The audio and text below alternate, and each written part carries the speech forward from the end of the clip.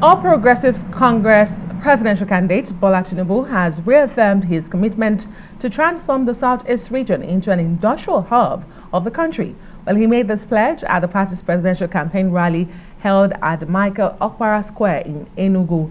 The APC presidential candidate appealed to his teaming supporters to be resolute in their resolve in ensuring victory for the party in the region.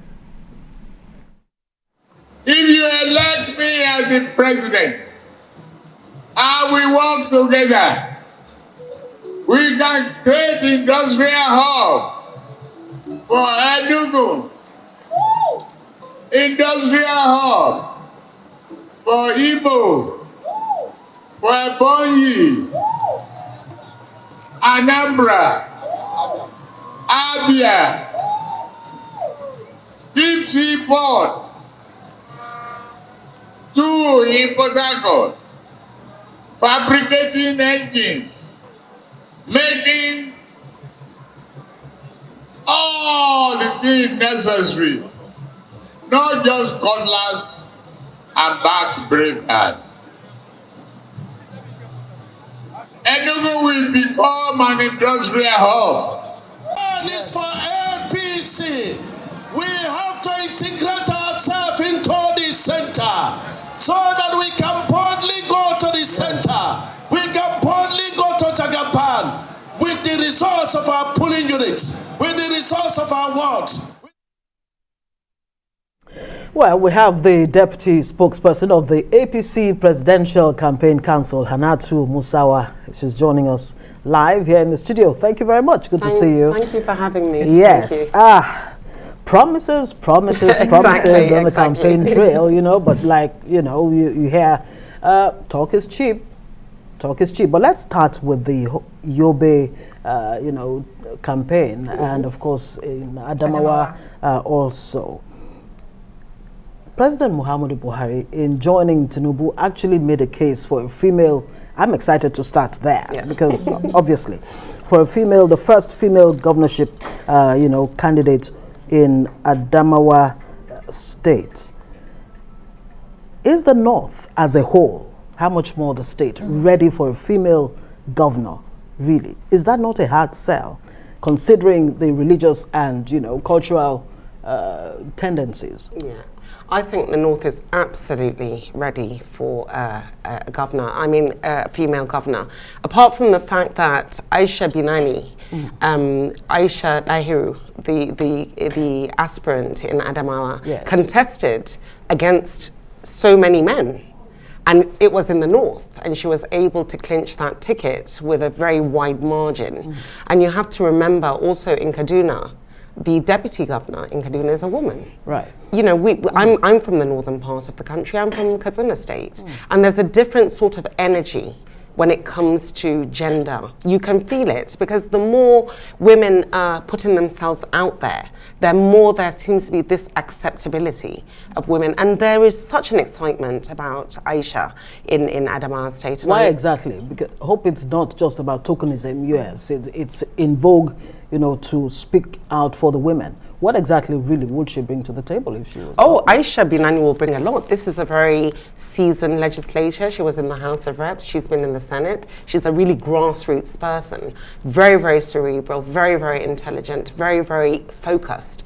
And I think what Aisha is going to be able to bring to Adamawa is, I think if she does become the governor of Adamawa, it's going to reverberate throughout the North, and it's going to give other women the sort of opportunity. And when a woman is in a position of power, you see things through feminine eyes, and you're able to make decisions that will touch women in a different way that men would be able to do so. So we really do hope, and we're quite enthusiastic about the fact that we think Aisha Binani will emerge as the first governorship candidate, or not candidate, as the first female governor. And especially coming from a very conservative part of the North, I think that will send great message all over the country. And you will see, even in APC, that Asiwaju Bola Ahmed Tinubu, part of what he wants to bring for women is trying to see to bring as many women into his cabinet, into his government, and to try to sponsor as many women to go for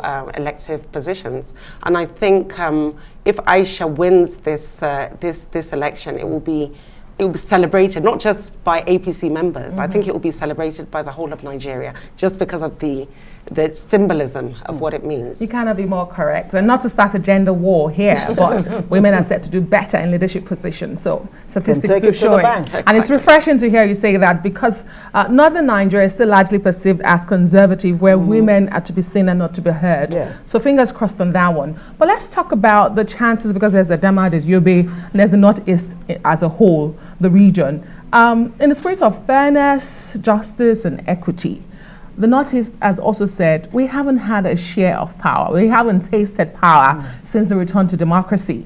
Atiku Abubakar, the presidential candidate for the major opposition party, PDP, is from Adamawa. He's from the Northeast region. So what are the chances of a Bola Tinubu against an Atiku when it comes to the Northeast, particularly Adamawa? Well, when you talk about in Adamawa itself, obviously it's going to be a tough battle because that is his home state.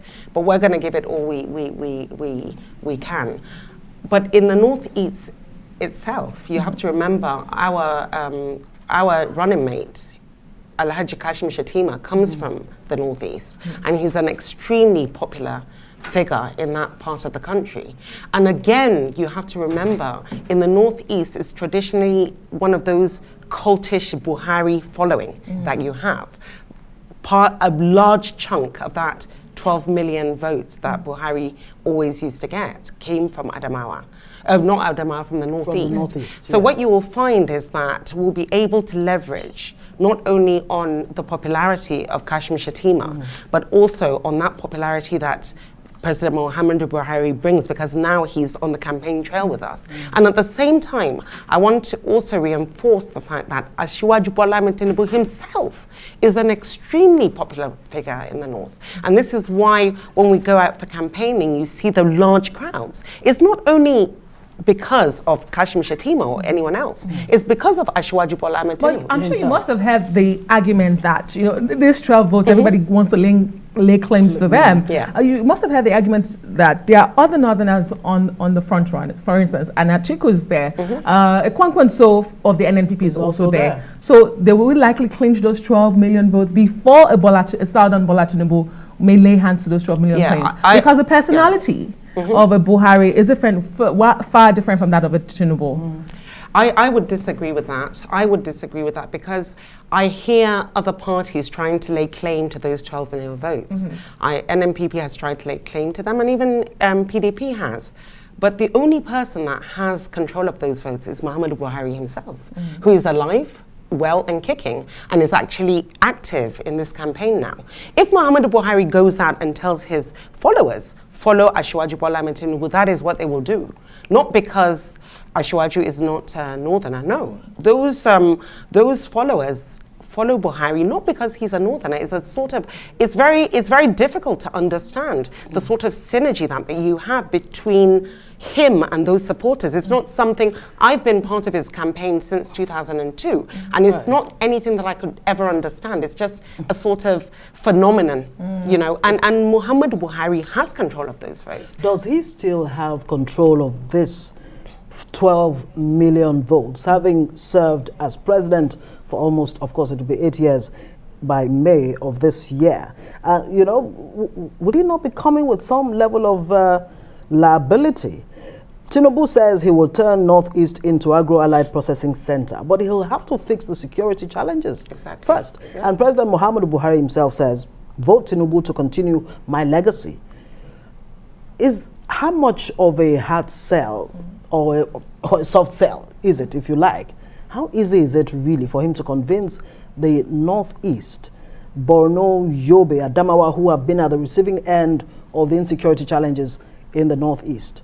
Well, if we're talking about the Northeast, I think it would be very easy because the insecurity in the Northeast was at its height before President Muhammadu Buhari got into power. But when he got into power, he was able to effectively bring to an end, or not completely bring to an end, but somewhat control the sort of insurgency that was running rife in the northeast, specifically in Borno and Yobe State with the Boko Haram. Yes. And you know, they've enjoyed a relative amount of peace in pari passu to what was there before. So for them, he has completely performed. He's brought peace. Of course, we know that other areas of insecurity has arisen, specifically maybe in the northwest and other parts of the country. But if you're talking about the northeast itself, I think as far as insecurity goes, I think it will be an easy sell for them, because for them, it was President Muhammadu Buhari that brought the relative peace that they're able to enjoy now. You're able to go around in Maiduguri. Before, you couldn't even go out of your house. So as far as that is concerned, I think it would be an easy sell. But apart from that, like I say, you cannot really, it's very difficult to understand the sort of connection those people have with Muhammadu Buhari. Is it not based on sentiments? Maybe it's based on basically, sentiment. and sentiments that don't necessarily get, you know, the results that you expect, you know, from governance. Really, I mean, when you talk about this legacy that Buhari refers to, you know, the legacy of rebuilding Nigeria, what legacy specifically? Oh, Is it in terms of the economy, where you have 133 million multi-dimensional poor people? poor people? Is it, of course, the security? I mean, INEC already, though INEC has, pushed, walked back, reassured Nigerians that no amount of situation will stop the election from going on. Yes. But even that, there's a huge question mark around security and the election. yes, of course, there is insecurity. I mean, we would be insincere if we pretended that, everything was fine and there was security in the country. But even as those issues of insecurity come up, the government has had to adopt more aggressive measures to be able to handle it. And, it would be unfair to completely dismiss the efforts of the government to say that they've not done anything in the area of insecurity. Initially, nobody's saying they've not done anything, but have they done enough? Maybe they've not done enough. It's possible they've not done enough, but they're doing what they can and they continue to do more. And I think we hope as a party that there's nothing that will stop the elections going. I think we have about 43 days or so to go to the general election. And we can see a clear path to victory for Asiwaju Bola Ahmed Tinubu and the APC. So for us, it doesn't work in our favor for the election to be postponed in any way. And I know that from all the utterances coming out from the administration, they're doing everything possible to ensure that they get a handle on the insecurity in a way that allows Nigerians to be able to go and exercise their civic duty and to be able to vote. So yeah, that's Hannatu, unfortunately we are out of time, but thank you so much for sharing that was your so thoughts. short. Hannatu Musawa is the Deputy Spokesperson of the All Progressives Congress Presidential Campaign Council. Again, it's refreshing to see women at the front of all of these campaigns. Refreshing. Well done.